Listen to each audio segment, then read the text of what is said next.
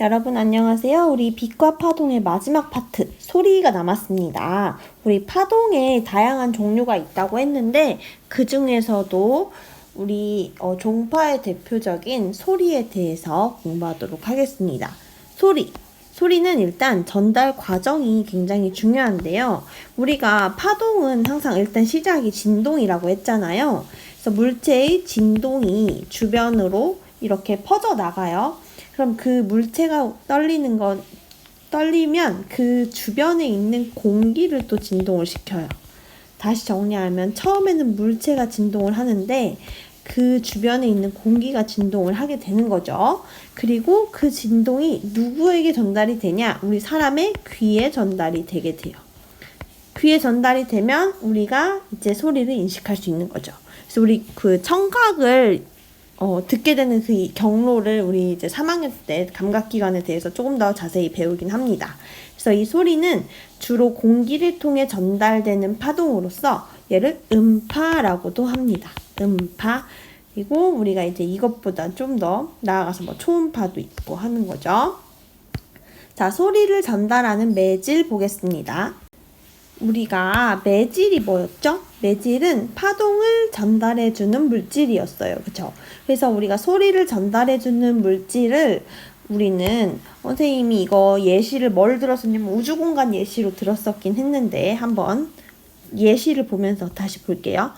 첫 번째 예시, 공기 중에서 말을 하고 악기를 연주하거나 노래를 부르면 소리가 전달된다. 이거는 누가 지금 전달을 하고 있냐면 공기, 그쵸? 기체가 전달을 하고 있는 거예요. 두 번째, 책상을 두드리면 소리가 책상을 통해 전달된다. 실 전화기를 사용할 때 소리가 실을 통해 전달된다. 실이나 책상 같은 고체도 우리가 소리를 전달하기도 해요. 그래서 우리가 책상에 귀를 대고 책상 딱 치면 우리 진동이 전달이 되거든요. 다음에 수중 발레 선수는 물속에 설치된 수중 스피커에서 나오는 소리를 듣고 안무를 맞춘다. 그러니까 이거는 결국 물에서도 우리 소리는 들을 수 있다는 거거든요. 그러면 우리 이렇게 소리를 전달해주는 물질이 이렇게 다양하게 있다는 거죠. 그런데 마지막, 우주와 같이 매질이 없는 곳에서는 소리가 전달되지 않는다. 즉 진공 상태에서는 전달이 안 된다는 거죠. 에서는 전달되지 않는다 라는 겁니다. 그럼 한번 정리해 볼까요? 우리는 고체도 되고 액체도 되고 기체도 되는데 언젠 안 된다? 진공에서는 안 된다. 진공은 다른 말로 아무것도 없는 상태, 매질이 없는 상태에서는 안 된다. 이런 뜻입니다. 먼저 소리의 3요소를 한번 알아볼게요. 이 소리의 3요소는 굉장히 중요합니다. 우리 소리에는 일단 기본적으로 소리가 크다. 그 다음에 작게 소리 내는 거. 소리를 크게 낼 때가 있고 우리 작게 소곤소곤 얘기할 때 있잖아요. 그래서 이거를 우리는 소리의 세기라고 표현합니다. 소리의 세기. 우리 교과서에서는 이걸 소리의 세기라고 표현하기 때문에 크기보다는 세기라는 말을 쓰도록 합니다.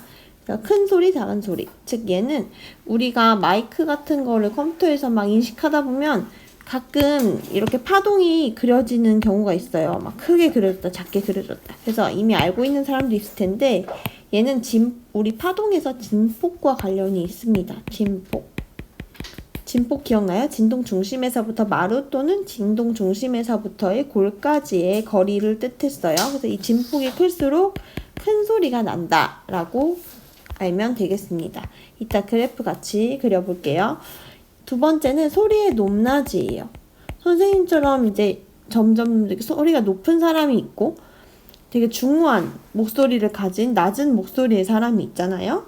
그래서 높고 낮음 또는 뭐 도레미파솔라시도 이렇게 개 이름이 있고 거기에 따른 음이 있는 것처럼 고음과 저음으로 나뉩니다. 얘는 우리는 파동의 파란색으로 쓸게요. 진동수와 관련이 있어요. 우리 진동수가 뭐였는지 기억나요? 1초 동안 이 파동이 진동한 횟수를 뜻했죠. 그래서 이 파동의 진동수가 클수록 더 높은 소리가 나요. 그래서 낮은 소리 경우에는 파동의 그 진동수 자체가 1초 동안 진동한 횟수가 좀 적은 편입니다. 세 번째는 소리의 음색인데요. 얘는 악기나 사람마다 다른 거를 뜻해요. 피아노나 뭐 트럼펫이나 하모니카나 다 소리가 각자 다른 것처럼 우리 외모도 우리 사람도 얼굴이랑 생김새가 다 다른 것처럼 이 악기나 사람의 목소리도 각자 다 특색이 있다는 거죠. 그래서 얘는 우리 파동의 모양이 다 좀 다르게 보여요. 그걸 우리는 파형이라고 해요. 파동의 모양을. 그래서 이 파동 모양은 소리의 음색을 결정하게 됩니다. 밑에서 그래프 한번 살펴볼게요. 먼저 소리의 3요소 중에 소리의 세기를 볼 건데요. 그래프를 그려야 되는데 제가 이렇게 좌표를 좀 찍어놨어요. 여러분들도 지금 제가 화면 멈춰 드릴 테니까 오늘 혹은 집에서 듣고 있으면 화면을 멈추고 좌표를 먼저 이렇게 찍어주기 바랍니다. 이쪽은 소리가 소곤소곤 작은 소리를 뜻하는 그래프고요. 다음에 이쪽은 큰 소리를 뜻하는 그래프입니다. 그래서 똑같은 사람이 얘기해도, 똑같이 선생님이 얘기해도 작은 소리와 큰 소리의 차이가 좀 있는데요. 그려보면 이런 식으로 이렇게 파동이 이렇게 되겠죠? 이렇게. 여기서는 이렇게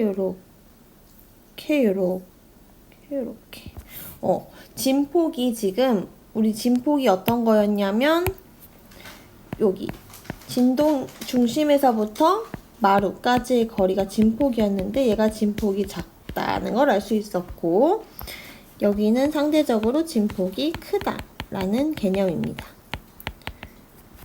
이번에는 높은 소리와 낮은 소리입니다. 낮은 소리는 상대적으로 우리 진동수가 좀 작아요. 그래서 이 좌표를 같이 한번 그려보고 점 여기 찍고 둘, 셋, 여기 3칸 띄우고 여기 찍고 또 찍고 그다음 여기 2,3 여기 점 찍어주시고요. 그 다음에 여기는 이번엔 좀 점이 개수가 많은데 이런 경우 높은 소리의 그래프입니다. 그래서 한번 그려볼게요. 그러면 얘는 이런 식으로 그래프 파형이 나온다면 진동수가 크면 그만큼 빠르게 진동한다는 거니까 같은 시간 1초 동안 진동한 횟수가 많다는 거니까 진동수가 크다라고 할 수 있습니다. 그래서 얘는 진동수가 큰 거. 그럴수록 높은 소리가 난다. 다음 얘는 진동수가 작다. 라고 정리하면 되겠죠.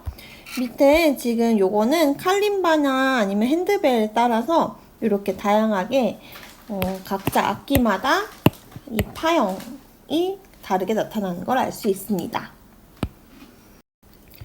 이렇게 소리 3요소 정리하고요. 선생님이 여기 QR코드 올려놨는데 우리 이 소리 분석 프로그램 이용해서 모둠별로 같이 탐구활동 학교에서 이어서 하도록 해보겠습니다.